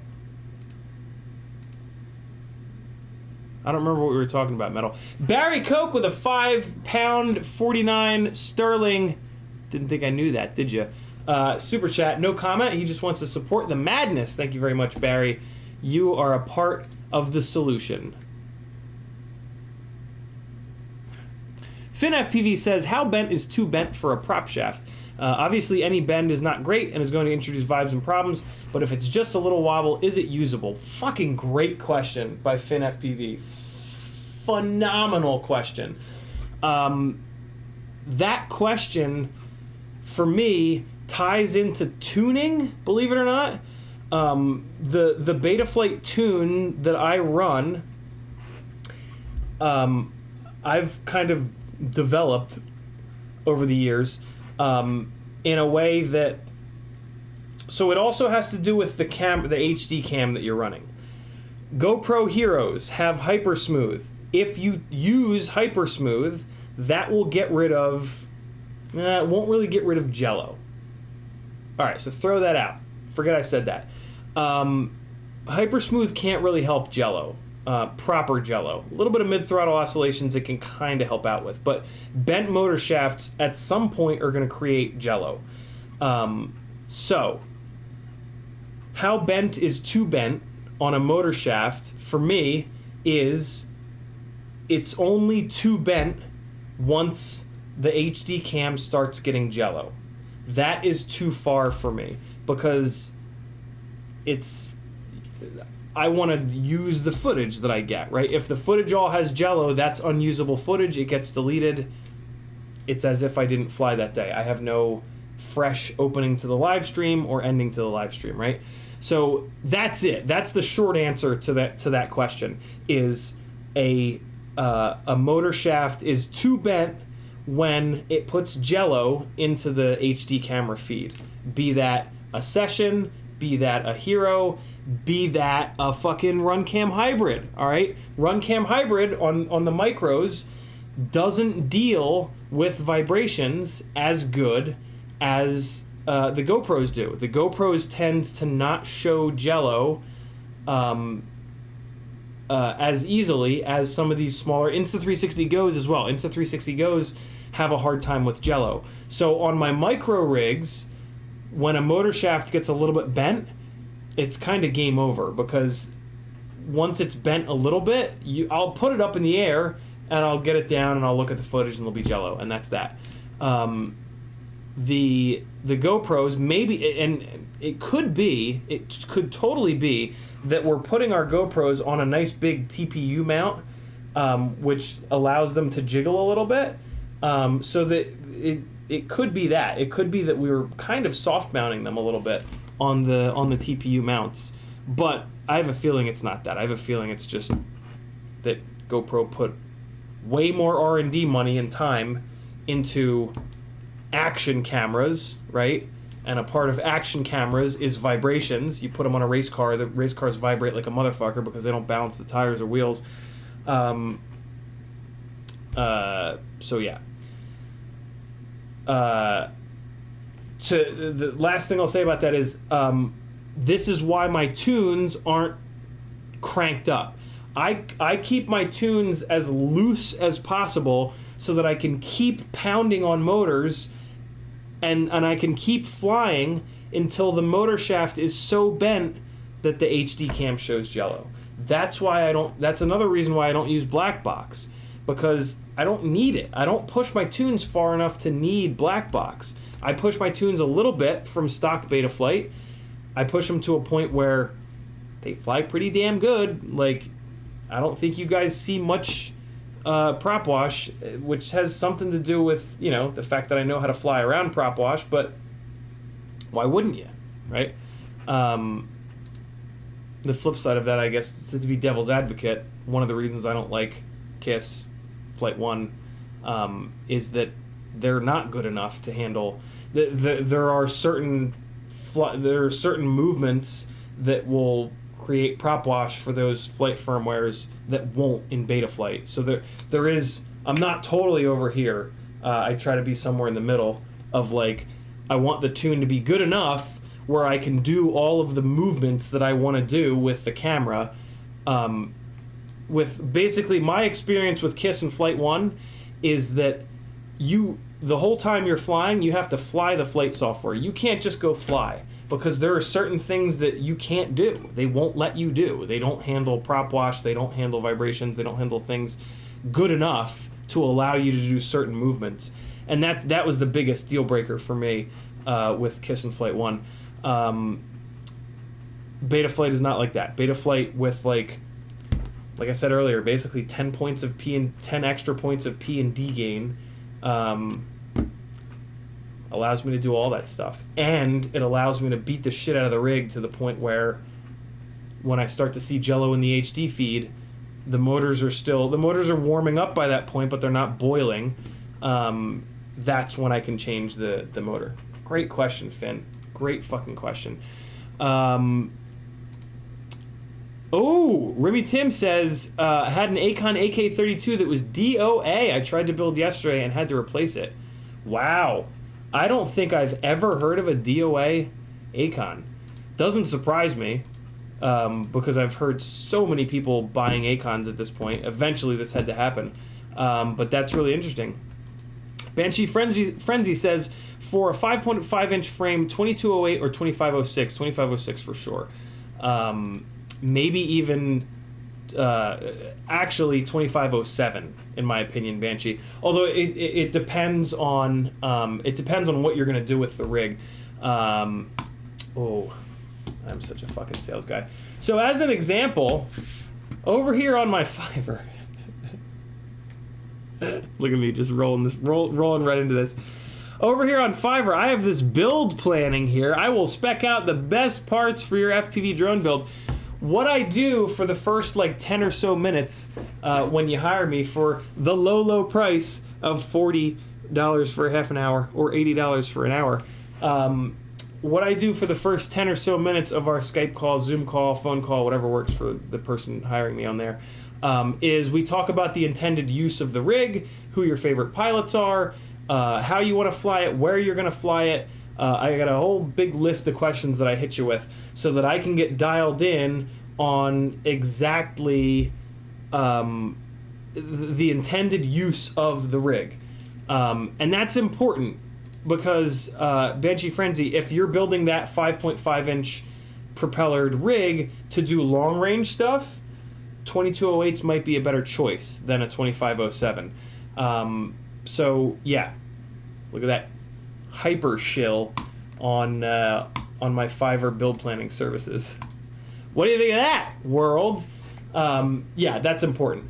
For me, for the 5.5 inch props, the 2507s are just barely big enough to give me the type of flight feel and flight characteristics and PID loop performance that I'm personally looking for.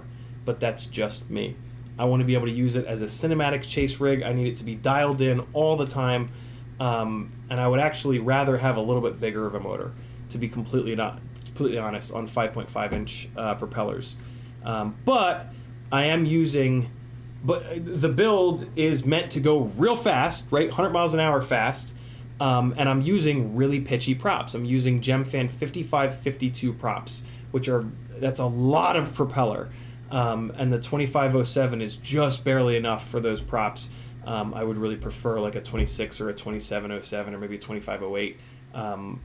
I'm happy with it. I actually brought it down to 5 inch props. It is going to go back up to 5.5 inch props when I get off my ass and put the 5.5 inch arms on it.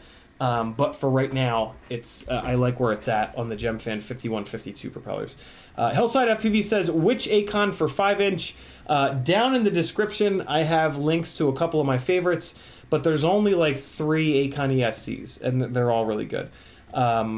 So I run the Acon 30x30 35 amp ESCs. I have one rig that's on the 20x20 35 amp. Love them. My chase rig with the big ass motors is on the Acon 30x30 55 amp ESC. They're all great. If you want tons of headroom, the 55 amp is only a couple bucks more, but the 35 amps are absolutely amazing. Jordan Drop says, I bought 10 of these motors, so I hope the problem was the motor instead of the ESC. Anyway, I need to choose a 4-inch motor, Emax 2207, or Brother Hobby Returner 2205. 4-inch motor, you need to go smaller. 4-inch only really needs a 2004. 2207 is going to be way too big for 4-inch.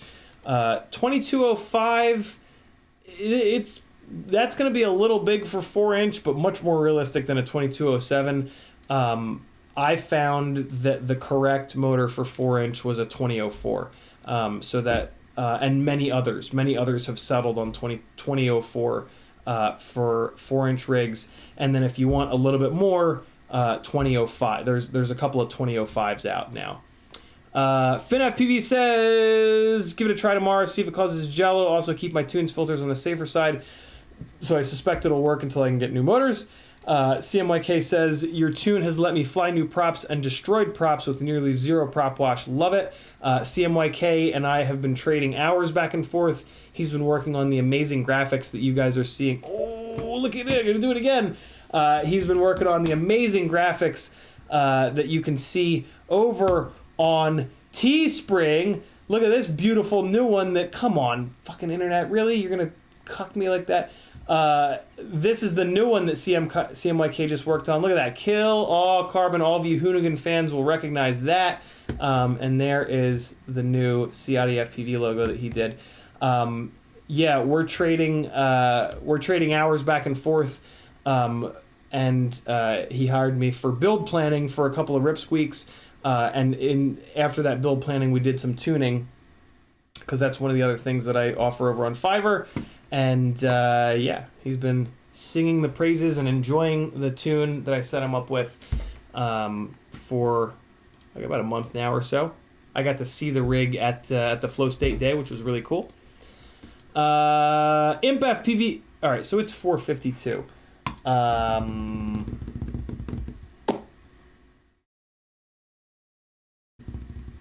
gonna change the thumbnail. We're gonna do a little bit of combat mode. Here we go. And I'm gonna talk through the chat while we're doing it, because the thumb. I don't want to change the thumbnail, and that's pretty much it. I just don't want to change the thumbnail. Grabbing the Ass Blaster 5000 here. That's what I've named the combat mode quad. I'm gonna move the chat off here, and we're gonna do a little bit of combat mode here, just so that I haven't lied about this live stream. Name of the room is gonna be CiottiFPV. I'm hosting the session, and I'm gonna go to Empty Polyworld, I think. I haven't done this in a while. Or is it just Polyworld? Nope, that's not the one. Oh no, yeah, that's TDM. Wait, is that it? TDM Waterworld? Is this the one? We're just gonna do a total free-for-all. Combat Deathmatch. There we go. Select scenery. I think this is the right one. And I'm gonna talk through the last couple of questions in the chat while you guys blast me out of the sky, because that's pretty much what happens every time. I'm so shit at combat mode. I love it. Imp FPV says, do your customers just say, plan me a 5-inch quad, or do I have a concrete idea and you choose the items? Good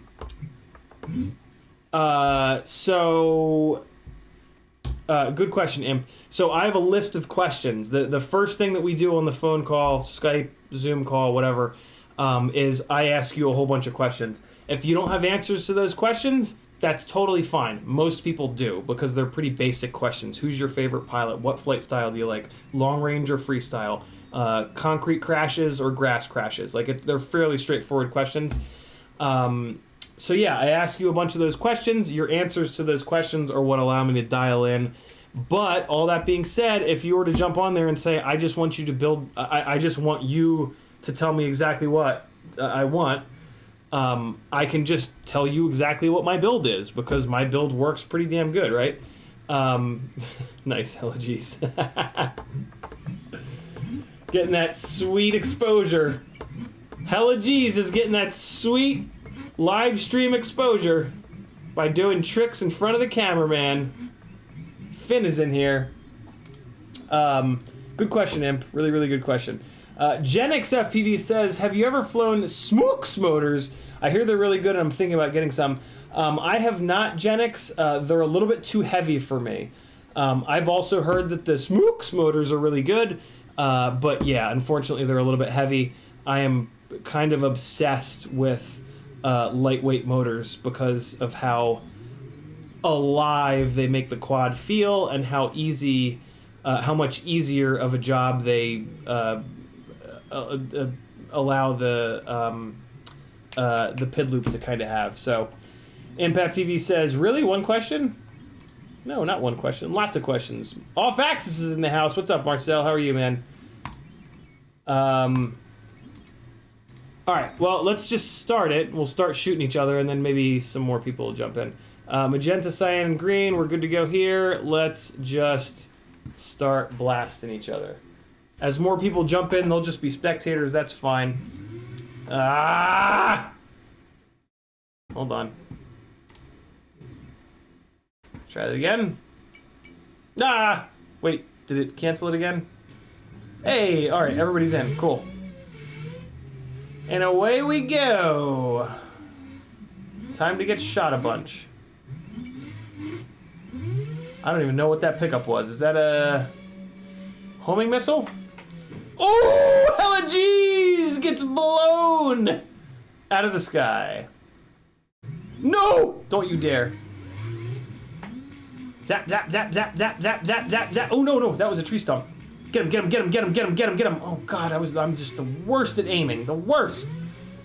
I blame it on my lack of video game playing. Fuck this. I feel like I'm exposed. No, no, no, no, no! Oh, man, evaded the shit out of that homing missile. Oh, here we go. Oh, God damn it, I didn't realize it was another, Homer. Oh, fucker. Here we go! Your boy got a weapon. Oh, it's another stupid-ass homing missile. I don't want this. Hate these. Oh! Oh, that was terrible. God, that was the worst. Oh, no! Where's everybody? Ah! Hella G's got revenge. Well deserved. Why am I going after the purple thing? I hate the fucking homing missile thing. Oh, God! Oh, boy! Where is everybody? Where are they? Oh, I see someone. Oh, look at that big blue thing. Nope, didn't lead him enough. Getting some fire. Fire time. No, no, no. Here we go! Shooting at green! Shooting at green! Missing green! Flying through the window! Oh my God! Oh boy! Oh boy! Heard a propeller. Oh wait! Oh God! Ran into the fence. Fail. Let's try this again! Feel free to ask questions in the chat, guys. I'm so shit at this game that I might as well answer questions in the chat. Oh! Hella G's with the fucking homing missile in the face again! I can only hit one person with the homing missile. There was just somebody under here. Sneaky bastards. No! Wow, the revenge, the immediate revenge that time. Jesus. All right. Into the... Ooh, I see some green. I see some green. What an idiot. Why am I shooting from that far away? Who do I think I am? Michael Jordan? Oh, God! Larry Bird? Oh!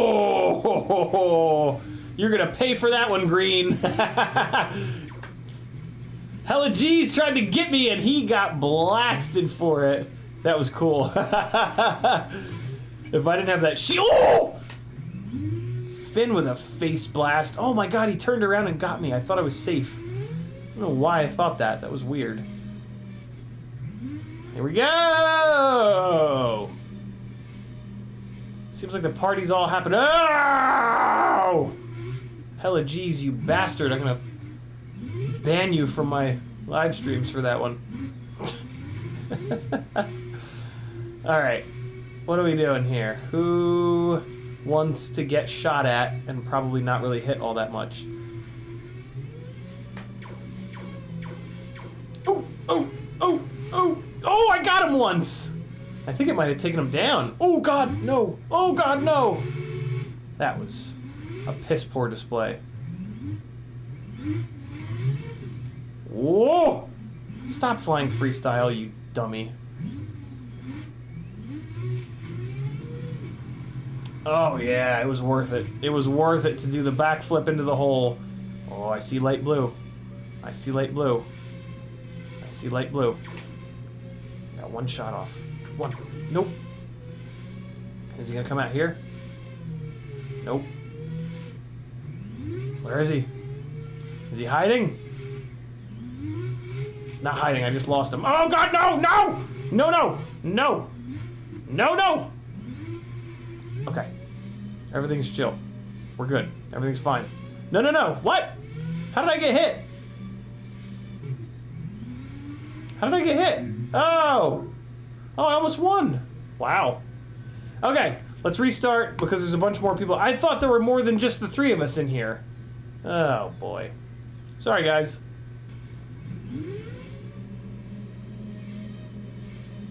It's a race! Oh, it's a race that I lost because I smashed into the goddamn thing. Oh, no! What am I doing? What is the meaning of this? Oh, boy. I'm wobbly. Ugh. I might not be good at shooting people, but goddamn, I can freestyle like a son of a bitch. Oh, fuck! Oh, well, you can't shoot through the chain link fence, huh? That's a big shit. Oh, god, no, that means there's somebody here. Okay. Let's just smash into all the things. I'm getting out of here. Get me some more. Some more winterizing. Oh, Christ. Hella G is coming after me. Where is he? Oh, I'm smoking. I'm damaged.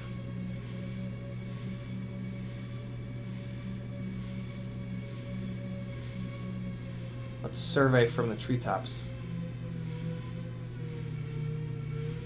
Everything's cool. Nobody panic. I'm just up here filming. I won't shoot you, I swear. Just up here filming. Gotta be a cameraman first and foremost, you know? Where the fuck is everybody? Oh. Don't worry, I won't get you. I'll be a good, nice cameraman. Oh, hella jeez! I lied! Is that the key? Do you just need to fucking stalk bitches? Oh, that's the key! Just stalk motherfuckers! I had a feeling that was it, but I get all okay. I get all anxiety. Oh god, there's somebody who's gonna get me. I get all anxiety. Whoa, clear that barbed wire, you bastard. Oh no, we started right on top of each other. Oh god, I thought I was on the other side. Oh! Oh! Oh! Oh! Oh! God! Oh! Help! Oh! Stop flying freestyle and shoot people. Stalking. Stalking. Stalking. Stalking. Stalking. Stalking!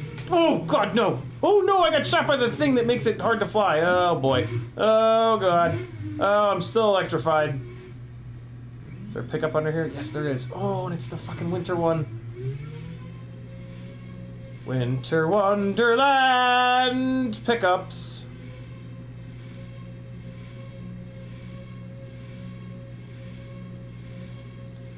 The wild jaguar is on the stalking hunt. He's located his prey. The stalk begins. The stalking man stalks. Ugh! Stalking! Oh god, no. Oh god, no! Oh no! Homing thing! No, don't get that! No! Oh, okay. Oh man, you fuckers are about to get stalked so hard. Oh, it's a stupid homing thing. Wait, maybe the homing things work well during stalking procedures. Oh, why am I so slow? Oh, okay, now I'm not slow. Wait, what am I doing? There's pickups here. Oh god! Oh no! No! Oh no! Ah! Oh god, no! What am I doing? That was a piss poor attempt. There we go, come on. Ooh! Ooh! Ooh! Ooh! Get in there! Oh! That would have been really cool. Okay. Okay, all is lost. All is lost. Alright, I think this game is going to be it. This is going to be it. I'm all sweaty and disgusting. Ah! Great. Starting to get frustrated. Here we go! We can still win this! Now I'm doing the long range thing again! Ah! Oh, I'm out of ammo. Shit! Wait, no, I'm not. No, I got ammo! No! It's fine. It's fine, we're good. No! No! Someone was stalking me! Fuck. Oh man, I'm second to last. I was second to last. I thought I was doing so well. Well, there we have it. That's gonna be our combat mode for the day. I've got shit going on. I gotta shut this mother down. Thanks for hanging out. That was, man, really good questions on today's stream. This is gonna be a good stream to listen to on audio. Join my Patreon for $3 whole a month, and you'll get access to the audio versions of all these streams. This was a really good one. Most of them are really good. We cover all kinds of really good ground, and you guys ask great questions, and hopefully I give good answers. So, thanks for hanging out, boys and girls. Here comes a little bit of flying from Rampage, and I'll see you lovely people tomorrow at 8 o'clock. I'm pretty sure Joshua's not streaming tomorrow, so I'm going to take his spot at 8 o'clock, and what I'll do is I'll go from 8 to 10, and then at 10 o'clock, I'll swap it over to a Patreon-only live stream. So join that Patreon. It's only $3. You'll get access to audio versions of these. You'll get access to super secret live streams where we talk about all the sketchy shit. It's well worth it, and it helps your boy keep the lights on in this place and eat. So do it. Here comes a little bit of flying. I'm going to throw on some Epidemic sounds for a soundtrack.